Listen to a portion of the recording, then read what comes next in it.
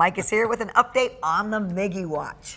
Oh, at this point, and maybe I'm crazy here, but I think there's dust starting to build on the home run 499 sign in the outfield. He's been stuck there for more than a week. It was 2-on-2 basketball, where you can break all the rules and the law of gravity. The 2017 and 2019 winner really struggled, bogeying 4 of her first 9 holes and is now in danger of missing the cut. He was given the boot by the Lions, the only team he's ever played for. Oh, but it gets worse. It also happened to be his 40th birthday. The next family gathering at the Blaney's could be a little awkward.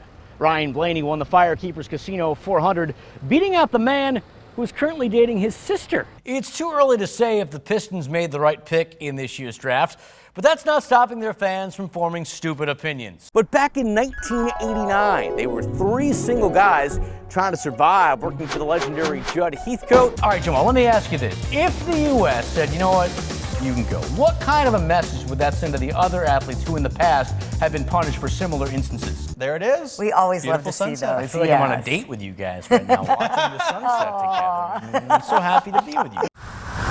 It doesn't matter, no one can recall its exact location. I don't remember the address.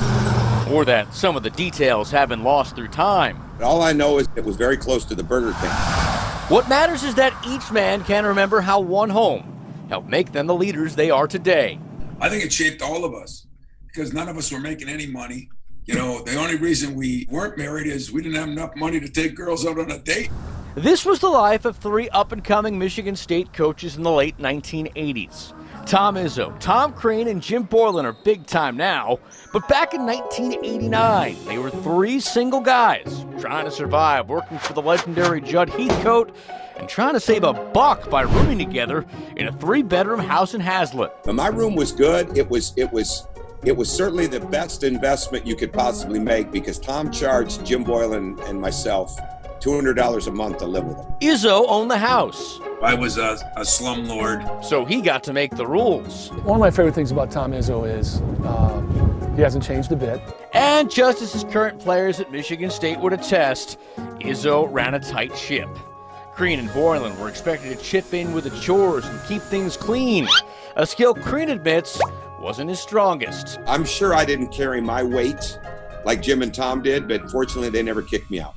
It took a little bit of digging, but we found it. Right at the end of the block, the house, the basketball laboratory, and the place where for 1 year, 3 men worked nonstop to perfect their craft and move closer toward their dreams. It was great because we worked all day together. We stayed at the office, went home to sleep, and that was about it.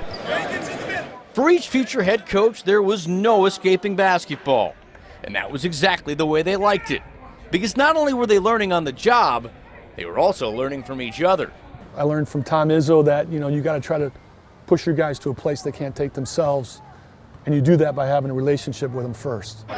Inevitably, the trio went their separate ways. But while their careers have taken them in different places, they remain close, still connected by this house that in just a short time became their home. You think about that group, Tom Crane's been to a Final Four. I've been to a Final Four. Jimmy's, been a part of 2 world championships and a head coach in the NBA. I'd say that there was pretty good water in that, in those places we lived. Mike Lacett, 13 on Your Side Sports. We're never alone. It's the multi-million-dollar Nike commercial that had the world buzzing. The first time we saw it just gives you chills. An ad with the most famous athletes in the world. We have a responsibility to make this world a better place. And some amazing effects. We'll go farther. And then just when the commercial couldn't get any more exciting, one Muskegon family reached the apex of their fame. Just from a basement, foam ball tennis to a Nike commercial. The rise to stardom for 9-year-old Reed and his 14-year-old brother Drew came shortly after the pandemic began. With nowhere to go and nothing to do, the two began playing tennis in their basement. We can come up really mad at each other. The competition was so fierce it caught the attention of their mom, Tracy, who instead of stopping the match, filmed it and put it on Twitter. We woke up to the sound of my mom's phone dinging because people were liking our tweet. In just a matter of days, the video caught fire. NBC Sports reached out, as did Fox and their announcer Joe Buck. Now moving toward the net. Good night. After a few weeks, Nike wanted the clip, but there was a catch. They were only going to use Reed. But while Mom took the news hard, Big Brother amazingly didn't. At first I was a little bit like, oh, it's disappointing just because it's like such a cool opportunity. But then it's like, man, it's so cool like that he got to be in it. Nike didn't say how the footage would be used. And they definitely didn't explain that through split-screen TV magic, Reed would match up with someone who lives in Italy. We'll find a way. They nailed it. It looks fluid. I'm getting calls, texts like, I just saw Reed in a commercial on the Lakers game. But rather than bask in his moment of individual glory, Reed never forgot that it couldn't have happened without Drew. Technically, it was our video, not mine. We'll come together for change. Sure, Nike can spend a lot of money promoting a message, I love him. but that message is priceless. Mike Lacett, 13 on Your Side Sports.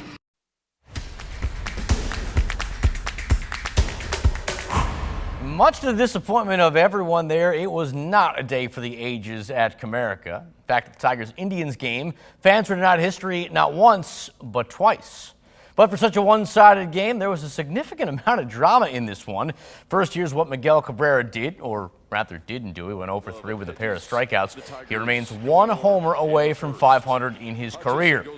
However, while we didn't see any offense from him, we got plenty from the Indians. Second inning, they blew it open. Austin Hedges, with the bases loaded, gets the first of his 2 hits. This would bring in 2 runs. By the third, Cleveland had an 11-0 lead. Meanwhile, while that was happening, Cleveland starter Tristan McKenzie was killing it. He had a perfect game working, struck out 11, had no walks, but he did give up 1 hit. Happened in the 8th as Harold Castro denied him immortality with a single. Detroit, though, would still go on to lose 11-0. Afterwards, A.J. Hinch couldn't help but marvel at McKenzie. Get to a new team and a new series. Got to be positive. After a day off, Tigers will look to rebound Tuesday as they begin a 3-game set against the Angels. More baseball. Former Whitecap Spencer Torkelson is 1 step closer to the big time. The first baseman, who was in Double-A, got another promotion and is now headed to the Triple-A Mudhens. Between Single-A West Michigan and Erie this year, Detroit's 2020 top pick is batting .282 in 81 games. Also joining him in Toledo is another former Whitecap, Riley Green, who got called up as well. Meanwhile, NASCAR will be at Michigan International Speedway next weekend for the Firekeepers Casino 400. Tell you what, if that race is anything like what we saw in Indianapolis, we're in for some fun. The Big Machine Vodka 400, weird and wild. You got to see this. 5 laps left to go. The curving on the track starts to come apart, and it causes a big crash. Multiple cars were wrecked. This would go to overtime, and there we saw a crazy finish. 2 laps left. Chase Briscoe into the turn, pushed into the grass by Denny Hamlin. Briscoe gets a shortcut, so he takes the lead. Problem is, NASCAR deemed that move illegal, which knocked him out of contention. Briscoe would keep racing and then exacted revenge on Hamlin. Goodbye, Denny, and hello, A.J. Allmendinger, who takes first place and takes the race. The former IndyCar racer taking care of business at the Brickyard. Finally, talk about putting yourself on the map. Michigan State golfer James Piot doing just that at the U.S. Amateur Championship. Spartan senior able to rally from 3 strokes down on the final day. He becomes the first ever Michigan-born player to win the event.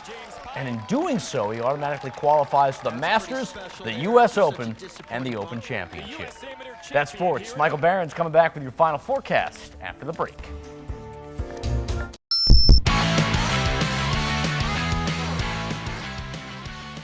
A few years ago, at the end of a football game, I was taking pictures of the losing team as they walked off the field. Suddenly, I saw one of the players, a big senior lineman, coming toward me, threatening me if I didn't stop filming. I politely said I couldn't, and before there was any further interaction, he was taken away.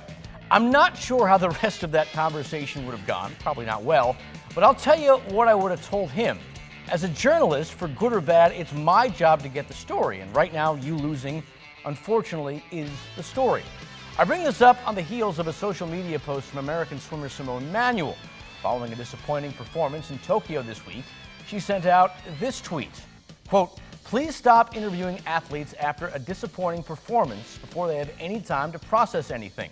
Trust me, They gave it their all, nothing else people need to know at the time. Now, from a human element, I get where she is coming from, but I don't agree. It's a classic case of you can't have it both ways. Many athletes love the exposure the media gives them when things are going well. The same, however, cannot be said when it's the opposite. And that's simply not right. Asking what went wrong isn't wrong. But what's wrong here is them expecting us to act like we work in public relations and not in journalism. I'd love to hear what you think about this. Send me an email, mlacett@wzzm13.com, or find me at Twitter @MikeLacett.